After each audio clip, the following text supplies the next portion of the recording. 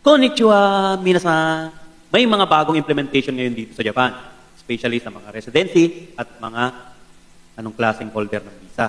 Kaya kung ikaw ay baguhan dito sa Japan, dapat mo itong mapanood at malaman para maging aware ka. Pero, pinag-uusapan pa lang naman yan para sa January 2026. Kaya kung ako sa'yo kabayan, panoorin mo to, saglit lang naman, para may knowledge ka tungkol dito.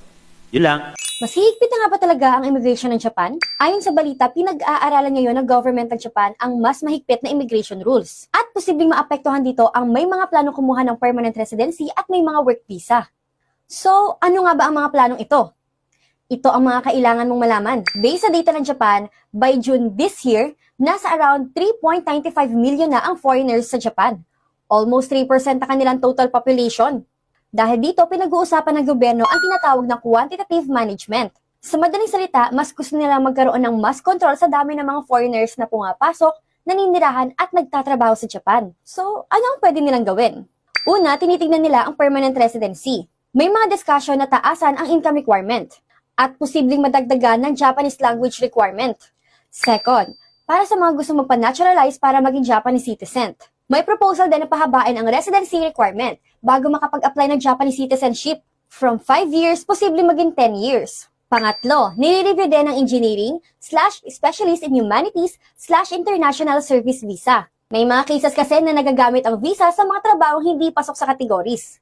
Kaya may planong higpitan ang checking, pati na rin sa side ng employers.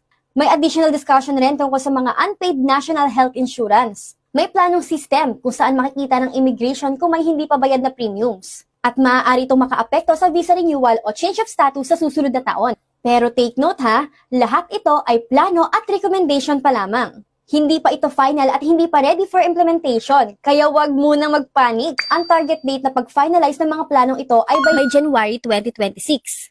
Kaya para sa mga kababayan natin dito sa Japan, make sure na okay ang inyong records para hindi kayo maapektuhan ng mga strict na rules na ito. Magbibigay pa kami ng updates tungkol dito, kaya stay tuned! May suggestion lang. Okay naman yung mga ganyang plano ng pamahalaan ng Japan. Pero sana nabanggit din naman dito yung ibaba naman ang bilihin, itaas naman yung minimum wage ng mga manggagawa sa Japan. Kasi nakakaawa din tayo pagdating ng sahuran, especially yung may mga industriya ng trabaho sa Japan na humihina, mahina ang order. Siyempre, apektado ka, mahina ang pasok mo, wala kang overtime. Pinapakamahal ang bilihin dito sa Japan, wala naman libre. Lalong-lalo na yung renta sa bahay. Yung bigas, halos triple ang itinaas. Sana maisip din nila yan. Hindi lang yung tungkol sa mga residency, ang mga pagtunan nila ng pansin. Sana isipin din nila yung mga gastos natin dito. Kasi di ba, napakahirap, totoo lang mag-budget. Sana maisip nila yan at maisingit nila yan. Pahingi naman ng isang subscribe yan dahil malaking tulong na para sa aming mga content creator yan. May natutunan at nalaman ka ba rito sa Japan?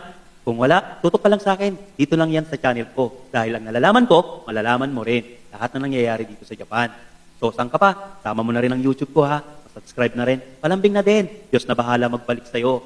Chane, matane, kondo, ay masyo. Arigatou gozaimasu minasan. Bye-bye.